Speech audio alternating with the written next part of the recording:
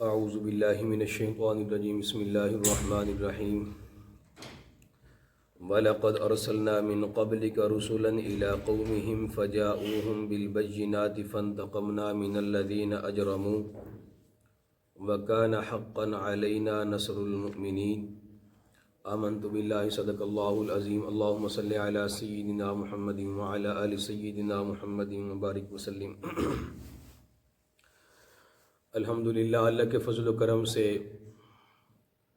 گزشتہ درس سے ختم نبوت کے عنوان پر گفتگو کا سلسلہ شروع ہے۔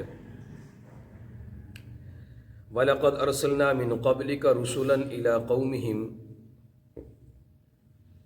اللہ تبارک و تعالی نے قرآن مقدس کے اندر یہ واضح اعلان فرمایا کہ البتہ تحقیق ہم نے آپ سے پہلے کئی رسول بھیجے، من قبل کا آپ سے پہلے کئی رسول بھیجے،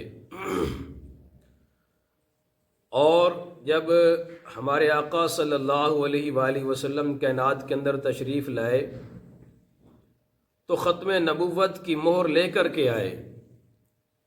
آقا کے بعد کوئی کائنات کے اندر نبی نہیں آ سکتا۔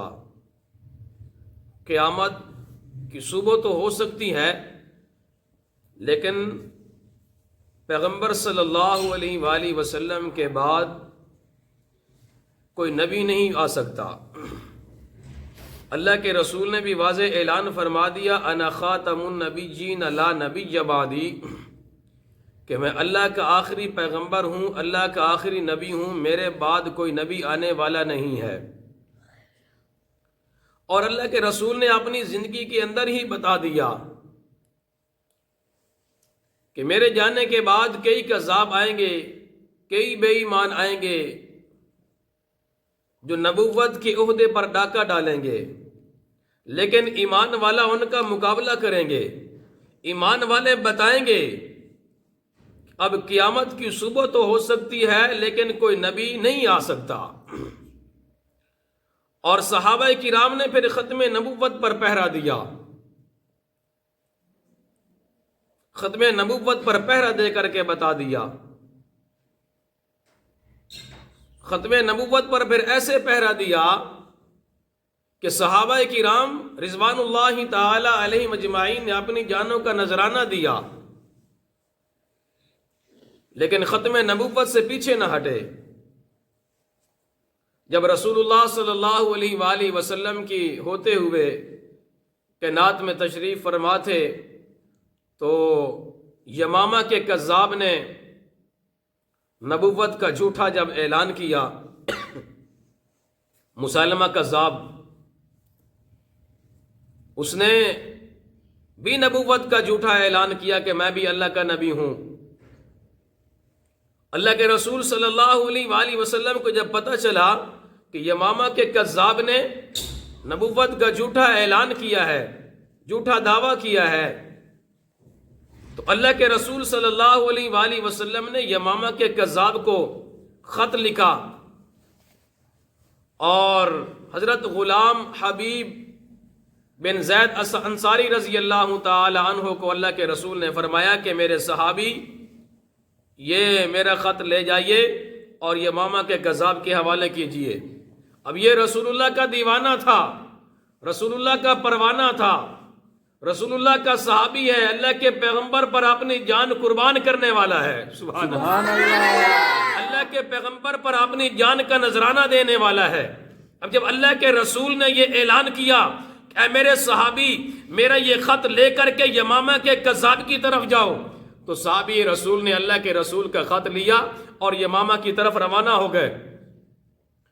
اب اس یمامہ کے کذاب کو اللہ کے رسول صلی اللہ علیہ وآلہ وسلم کے صحابی نے رسول اللہ کا خط پڑھ کر کے سنایا تو یہ یمامہ کا کذاب کہنے لگا کہ کیا مجھے بھی اللہ کا نبی مانتا ہے؟ حضرت غلام حبیب بن زید انصاری رضی اللہ تعالی عنہ نے فرمایا او یمامہ کے کذاب، میرا بھی اعلان سن کہ رسول اللہ صلی اللہ علیہ وآلہ وسلم کے بعد کوئی نبی آنے والا نہیں، اللہ کے پیغمبر آخری نبی ہیں۔ سبحان اللہ، اللہ کے رسول آخری نبی ہیں۔ ان کے بعد نبوت کا دروازہ بند ہے، میرے جسم کے ٹکڑے تو ہو سکتے ہیں لیکن تجھے نبی نہیں مان سکتا، تجھے اللہ کا نبی نہیں مان سکتا۔ کہا اچھا تو اپنی بات پر پکا ہے؟ کہا میں اپنی بات پر پکا ہوں۔ تو اس بدبخت نے، یمامہ کے کذاب مسلمہ کذاب نے حضرت غلام حبیب بن زید انصاری رضی اللہ تعالی عنہ کی ایک انگلی کاٹی۔ کہا اب بتاؤ، کہا تو نے ایک انگلی کاٹی ہے، پورا ہاتھ کاٹ دے لیکن تجھے اللہ کا نبی نہیں مانوں گا۔ سبحان اللہ۔ یہ صحابہ کرام کا عشق تھا رسول اللہ کے ساتھ۔ اس یمامہ کے کذاب نے پھر دوسری انگلی کاٹی۔ کہا اب بتاؤ، کہا ساری انگلیاں کاٹ دے لیکن تجھے نبی نہیں مان سکتا، تو کذاب ہے، تو دجال ہے، تو بے ایمان ہے، تو لعنتی ہے، اللہ کا نبی نہیں ہے۔ کہا اچھا، پھر تیسری انگلی کاٹی، چوتھی کاٹی، پانچویں کاٹی، ہاتھ کی ساری انگلیاں کاٹ دی، لیکن صحابی رسول صلی اللہ علیہ وآلہ وسلم کے سینے کے اندر رسول اللہ کا عشق تھا، اللہ کے پیغمبر کی محبت تھی، پیار تھا۔ کہا ایک ہاتھ کی انگلیاں کاٹی ہیں، دوسرے ہاتھ کی بھی کاٹ کے دیکھ لے، پھر بھی میری زبان سے صدا یہی آئے گی، لا الہ الا اللہ۔ سبحان اللہ۔ میری جسم کی بوٹی بوٹی سے یہ صدا آئے گی، لا الہ الا اللہ محمد الرسول اللہ۔ اب یہ بدبختہ ظالم تھا، اس نے حضرت غلام حبیب بن زید انصاری رضی اللہ تعالی عنہ کے دوسرے ہاتھ کی انگلیاں کاٹنی شروع کر دی، یہاں تک کہ پھر ساری انگلیاں کاٹ دیں۔ پھر پوچھا کیا خیال ہے، کیا ارادہ ہے، مجھے نبی مانتا ہے؟ کہا تجھے نبی نہیں مانتا، آمنہ کے لال کو اللہ کا نبی مانتا ہوں۔ جسم کے ٹوٹے ہو سکتے ہیں لیکن تجھے نبی نہیں مان سکتا۔ اچھا، پھر پاؤں کی انگلیاں کاٹی، ایک پاؤں کی کاٹی، دوسرے کی کاٹی۔ حضرت غلام حبیب بن زید انصاری رضی اللہ تعالی عنہ نے اس وقت بھی یہی اعلان کیا کہ تو جھوٹا ہے، دجال ہے، کذاب ہے، اللہ کا نبی نہیں ہے۔ کہا اچھا، پھر ایک بازو کاٹا صحابی رسول کا، پھر دوسرا کاٹا۔ کہا کیا خیال ہے؟ کہا تو جھوٹا ہے، کذاب ہے۔